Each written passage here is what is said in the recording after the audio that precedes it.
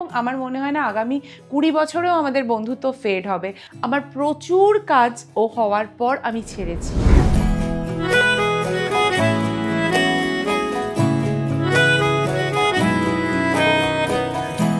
এই যে তুমি একটু আগে কথা বলছিলে, তারপর তোমার লাইফে তোমার বেবি এলো, তো তোমার লাইফটা অ্যাজ আ মাদার কেমন চেঞ্জ হয়ে গেল? দেখো, আমি যখন মা হয়েছি তখন তো আমি আমার ক্যারিয়ারের বেশ একটা জায়গা অ্যাচিভ করেছি। সেই জায়গাতে আমি বহুদিন কাজ করেছি, তারপর আমি মা হয়েছি। যখন আমি মা হয়েছি এবং ও আমার কোলে এসেছে, যখন ও আমার কোলে এলো, আমার জাস্ট এইটা মনে হয়েছে আমি এতদিন ধরে জীবনে যা অ্যাচিভ করেছি সেটা যদি 100 হয় তাহলে আমার কোলে যে আছে সে 1000। তো আমার লাইফটা ঠিক ওই মোমেন্ট থেকে চেঞ্জ হয়েছে। আমাকে কেউ বলে দেয়নি বা কেউ বলেনি যে তুমি বাড়িতে থাকো কি তুমি বাইরে বাইরে বাইরে গিয়ে কাজ করো।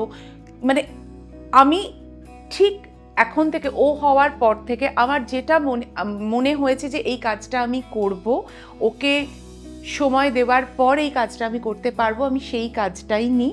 এবং যে কাজটা আমার মনে হয় যে ওকে ওর সময় থেকে আমাকে সময় বার করে এখানে দিতে হচ্ছে, আমি সেই কাজটা করি না।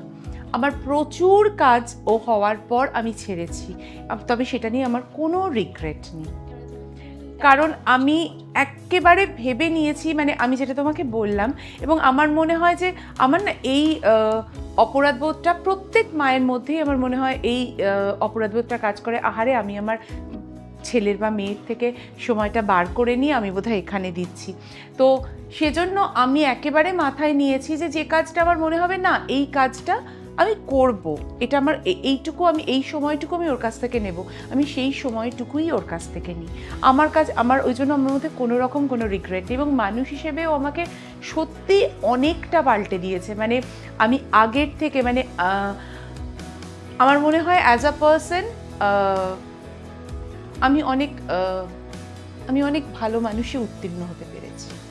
তোমাকে আর ভাস্বরদাকে অনেক সিরিয়ালে আমরা দেখেছি, তো এরকম শোনাও গেছে কোথাও যে তোমরা নাকি রিয়েল লাইফ কাপল, বাট সেটা তো না, এখন সবাই বুঝতে পেরে গেছে। তো তোমরা এখন কত ভালো বন্ধু, আর তখন কীরকম সেটে ব্যাপারগুলো হতো, নোকঝোঁক একটু শেয়ার করো। আমরা অনেকগুলো কাজ একসাথে করেছি এবং মাঝখানে একটা পত্রিকাতে বেরিয়েই গিয়েছিল যে ভাস্বর একটা নতুন ফ্ল্যাট কিনেছে এবং সেই ফ্ল্যাটটা নাকি আমার জন্য কিনেছে। হ্যাঁ হ্যাঁ, না গো, একদম আমি চাইও না। হ্যাঁ, এবার এরমও, মানে সেটা একটা one of the most leading একটা মানে পেপার সেখানে বেরিয়েছিল আর কি।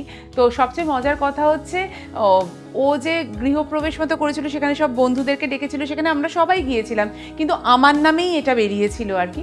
তো তাতে আমি তখন আর কাউকে ডেকে ডেকে তো ক্ল্যারিফাই করতে পারবো না। কত লোক আমাকে বলতো যে, মানে অনেকে এখনও বলে যে ও মা, মানে ভাবতো সবাই যে আমরা রিয়েল লাইফ কাপল।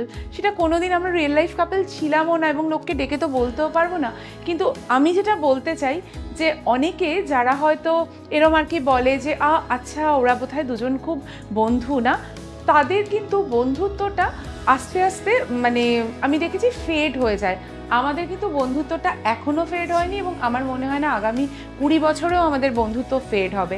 মানে আমি অনেককেই দেখেছি খুব ভালো বন্ধু থাকে কাজের সময়, তারপরে দেখলাম যে তারা আর কেউ বন্ধু নয়, কিন্তু তাদের পরে আর বন্ধু হিসেবে দেখা যায় না। আমাদের কিন্তু এখনও বন্ধু হিসেবেই দেখা যায়, আগামী 20 বছর পরেও দেখা যায়। এটা আমি সবার কাছে ক্লিয়ার হয়ে গেল ব্যাপারটা।